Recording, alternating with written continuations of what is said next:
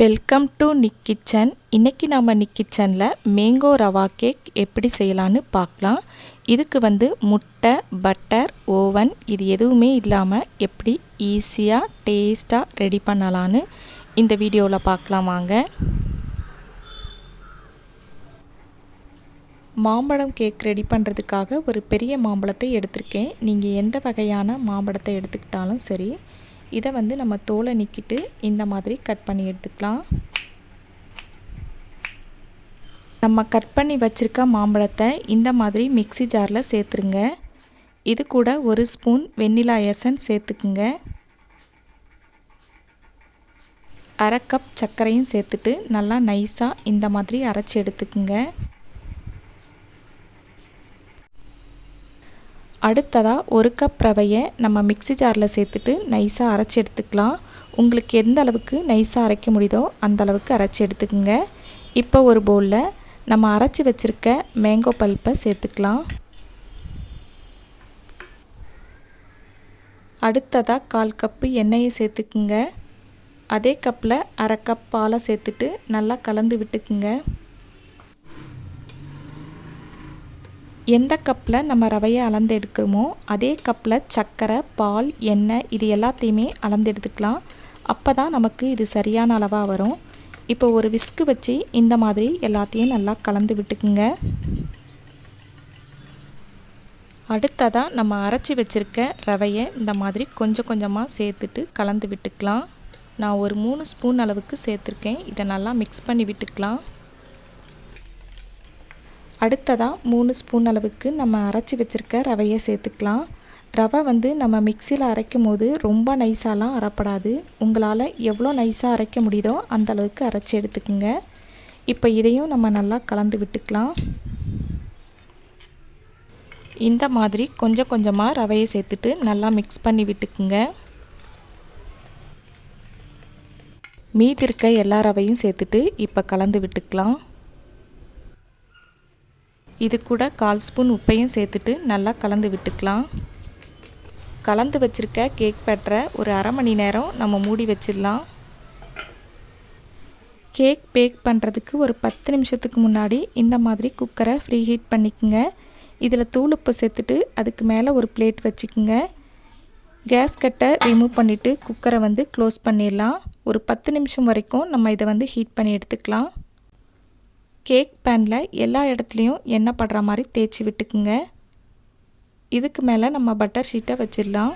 உங்ககிட்ட butter sheet இல்லைன்னா white ஷீட்டில் எண்ணெய் தடவிட்டு கூட இந்த பாத்திரத்துக்கு ஏற்ற மாதிரி நீங்கள் கட் பண்ணிவிட்டு உள்ளே வச்சிடலாம். இதுக்கு மேலேயும் எண்ணெயை தடவி விட்டுருங்க. அரை மணி நேரம் நல்லா ஊற விட்டாச்சு. இப்போ ரவை நல்லா ஊறி இருக்கும். இதில் 1 ஸ்பூன் பேக்கிங் பவுடர், அரை ஸ்பூன் பேக்கிங் சோடா, இதை ஒரு விஸ்கு வச்சு மெதுவாக கலந்து விட்டுக்கலாம். ரொம்ப வேகமாக கலந்திங்கன்னா கேக் சாஃப்டாக வராது. இந்த ஸ்டேஜில் கேக் பேட்டர் கெட்டியாக இருந்துச்சுன்னா கொஞ்சமாக பால் சேர்த்துக்குங்க. எனக்கு இது கரெக்டான கன்சிஸ்டன்சியில் இருந்தது, அதனால் நான் சேர்த்துக்கல. ஒரு பவுல் எடுத்துக்குங்க. அதில் 3 ஸ்பூன் டூட்டி ஃப்ரூட்டி சேர்த்துக்கலாம். இதில் 2 ஸ்பூன் மைதா சேர்த்து கலந்து விட்டுக்குங்க. இதை நல்லா கலந்து விட்டாச்சு. இதை நம்ம கேக் பேட்டரில் சேர்த்துடலாம். இந்த டூட்டி ஃப்ரூட்டியை இந்த மாதிரி மைதா மாவில் கலந்து சேர்க்கறதுனால கேக்கில் இந்த ஃப்ரூட்ஸ் ஈவனாக கலந்துருக்கும், இல்லைனா ஒரே இடத்துல படிஞ்சிரும். இதை நம்ம மெதுவாக கலந்து விட்டுக்கலாம். ரொம்ப வேகமாக கலக்க வேண்டாம். நம்ம கலந்து வச்சுருக்க பேட்டரை ஒரு கேக் பேனில் ஊற்றிடலாம். கேக் பேனில் 3/4 அளவுக்கு நம்ம அந்த கேக் பேட்டர் இருக்க மாதிரி பார்த்துக்கலாம். இதை இந்த மாதிரி நல்லா டேப் பண்ணிக்கோங்க. அப்போ தான் இதில் ஏர் பபுள்ஸ்லாம் வராது. இதுக்கு மேலே கார்னிஷ்காக நான் பாதாமை கட் பண்ணி சேர்த்துருக்கேன்.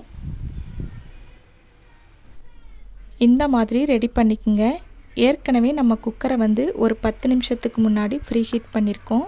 இதில் கேக் மிக்சரை வச்சிடலாம். அடுப்பை லோ ஃப்ளேமில் வச்சுக்கோங்க.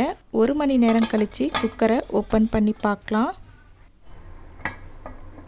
இப்போ ஓப்பன் பண்ணி பார்த்துடலாம் கேக் குக்காக இருக்கான்னு நம்ம ஒரு டூத் பிக்கை வச்சு டெஸ்ட் பண்ணி பார்த்துடலாம். இதில் கொஞ்சமாக நமக்கு வந்து ஒட்டுது. அதனால் இதை திரும்பவும் க்ளோஸ் பண்ணிவிட்டு ஒரு 30 நிமிஷம் கழித்து நான் ஓப்பன் பண்ணி பார்க்குறேன். இப்போ வந்து ஒட்டலை. கேக் வந்து ரெடி ஆயிடுச்சு. கேக் வெளியே எடுத்து ஒரு 10 நிமிஷம் கழித்து இந்த மாதிரி கேக்கோட ஓரங்களை எடுத்து விடுங்க. அப்போ தான் உங்களுக்கு கேக் வந்து உடையாமல் வரும். மேங்கோ கேக்குன்றதுனால நமக்கு இது வேகிறதுக்கு வந்து கொஞ்சம் டைம் எடுத்துது.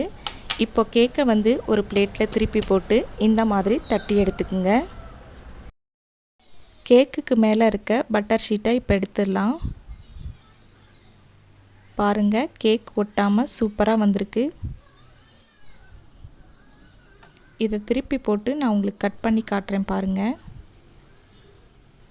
கேக் குக்கர்லேருந்து எடுத்து ஒரு 10 நிமிஷம் கழித்து இந்த மாதிரி கட் பண்ணி பாருங்கள். அப்போ தான் கேக் வந்து உங்களுக்கு உடையாமல் வரும்.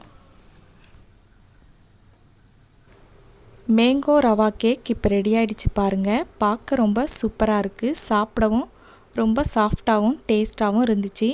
இந்த கேக்கை சுற்றி ப்ரௌன் கலர்லேயும் நடுவில் வந்து எல்லோ கலர்லேயும் பார்க்க ரொம்ப கலர்ஃபுல்லாக இருந்துச்சு. நீங்களும் இதே மாதிரி உங்கள் குழந்தைங்களுக்கு வீட்டிலே ஹெல்த்தியான கேக்கை செஞ்சு கொடுங்க. நிக்கி சேனல் வீடியோ உங்களுக்கு பிடிச்சிருந்தா லைக் பண்ணுங்கள், ஷேர் பண்ணுங்கள், மறக்காமல் சப்ஸ்கிரைப் பண்ணுங்கள். பக்கத்தில் இருக்க பெல் ஐக்கானை கிளிக் பண்ணிக்கோங்க. எப்படி இருக்குன்னு எனக்கு கமெண்ட் பாக்ஸில் சொல்லுங்கள். தேங்க்யூ.